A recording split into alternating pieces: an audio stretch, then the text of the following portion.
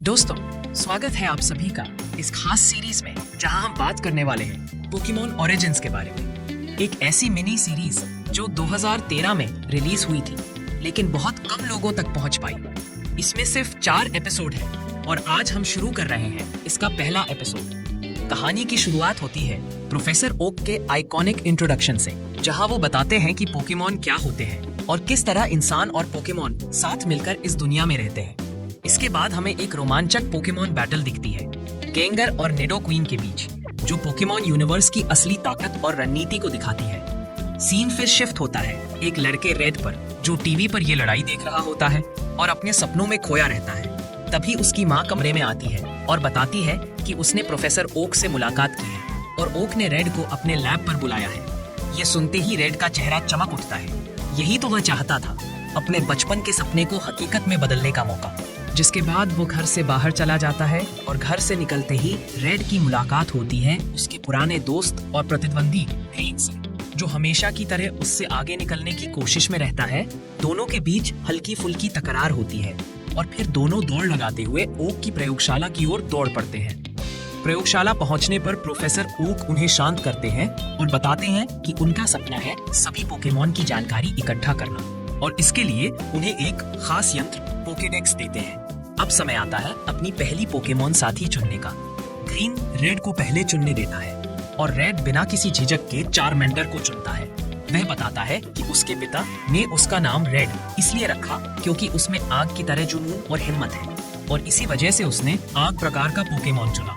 Green फिर Squirtle को चुनता है और दोनों अपने अपने नए साथी के साथ अपनी यात्रा शुरू करते हैं। एक यात्रा जो उन्हें दुनिया के सबसे महान पोकेमॉन प्रशिक्षक बना सकती है। जिसके बाद ग्रीन वहां से अपनी यात्रा पर निकल जाता है और थोड़ी ही देर के बाद रेड भी प्रोफेसर को विदाई देकर चला जाता है। रेड की असली यात्रा अब शुरू हो चुकी है। रास्ते में वह अलग अलग प्रकार के पोकेमॉन से मिलता है और उन्हें पकड़कर अपनी टीम को मजबूत बनाता है। शुरुआत में वह कुछ गलतियां भी करता है, जैसे एक बार वह एक ट्रेनर के पोकेमॉन को पकड़ने की कोशिश कर बैठता है क्योंकि उसने उसे पहले कभी नहीं देखा था। ट्रेनर उसे बताता है कि ऐसा करना नियमों के खिलाफ है। यह अनुभव रेड को सिखाता है कि ट्रेनर बनने के लिए सिर्फ पोकेमॉन पकड़ना ही नहीं, बल्कि उनके साथ रिश्ता बनाना और नियमों का सम्मान करना भी जरूरी है। कुछ समय बाद वह विरिडियन सिटी पहुंचता है, जहां उसकी दोबारा ग्रीन से मुलाकात होती है। दोनों के बीच एक जबरदस्त बैटल होती है। ग्रीन का स्क्वर्टल बहुत स्ट्रॉन्ग साबित होता है और रेड के चारमेंडर को हरा देता है। हार के बाद रेड निराश हो जाता है और सोचने लगता है कि वो कहाँ कमी कर गया। तभी एक रहस्यमय आदमी जो उनका मैच देख रहा था रेड के पास आता है। वह बताता है कि पोकेमॉन बैटल में सिर्फ ताकत नहीं, बल्कि टाइप एडवांटेज और सही रणनीति भी बहुत मायने रखती है।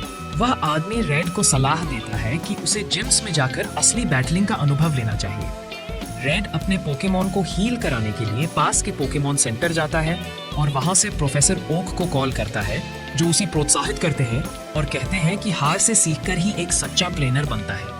इसके बाद रेड पास के जिम को चैलेंज करने जाता है और वहां पहुंचकर उसे पता चलता है कि वही रहस्यमय आदमी दरअसल ब्रॉक है, शहर का जिम लीडर। रेड बिना देरी किए ब्रॉक को चैलेंज करता है। बैटल शुरू होती है और जल्दी ही रेड को एहसास होता है कि यह कोई आसान लड़ाई नहीं होने वाली। ब्रॉक न सिर्फ एक स्ट्रॉन्ग ट्रेनर है, बल्कि एक बेहतरीन टीचर भी। वह रेड को समझाता है कि कैसे रॉक टाइप पोकेमॉन को हराने के लिए टाइप मैचअप को समझना जरूरी है और बैटल के दौरान सही मूव चुनना जीत और हार तय कर सकता है।